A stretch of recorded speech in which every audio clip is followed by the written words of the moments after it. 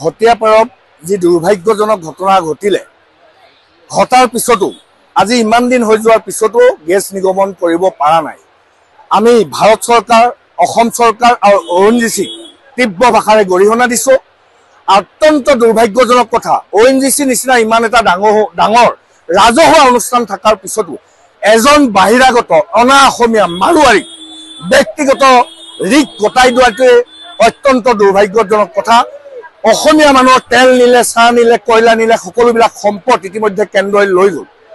অত্যন্ত দুৰ্ভাগ্যজনক কথা যে অসমৰ পৰা 20,000 টকাৰ তেল নিলে কেৱল মাত্ৰ অসমে পায় 450 টকা ৰয়েলিটি।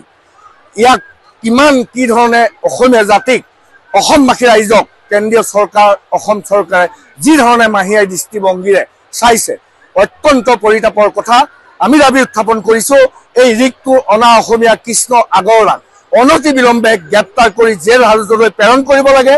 লগতে যিসকল ক্ষতিগ্ৰস্ত পৰিয়াল, ক্ষতিগ্ৰস্ত ব্যক্তি, তেওঁলোকক উপযুক্তভাৱে ক্ষতিপূৰণ দিবৰ কাৰণে দাবী উত্থাপন কৰিছোঁ।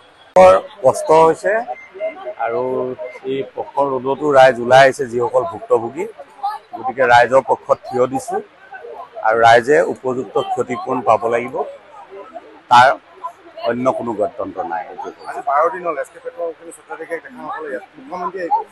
SK পেট্ৰ'ই হওক বা ONGC হওক, তেওঁলোকৰ মাজত আলোচনা কৰি কোনে ক্ষতিপূৰণ দিয়ে সেইটো ডাঙৰ কথা নহয়, কিন্তু ৰাইজে ক্ষতিপূৰণটো পাব লাগিব, সেইটো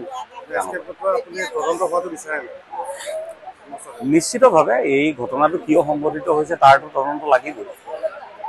তেওঁলোকে মুখেৰে কিবা কিবি কৈ আছে বোলে, মই নিউজতহে দেখিছোঁ যে এইটো কাৰণে হৈছে, সেইটো কাৰণে হৈছে। কিন্তু এটা কথা হয় যে ভূগৰ্ভৰ তৈল খননৰ ক্ষেত্ৰত এটা ৰিস্ক ফেক্টৰ থাকে সদায়। এনেকুৱা ঘটনা বহু ঠাইত ঘটিছে আৰু আমি আশা কৰিম যিমান সোনকালে এই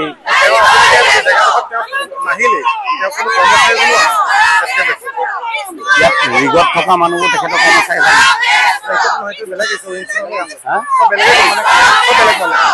ৰিগটো বেলেগ কাম কৰি আছে।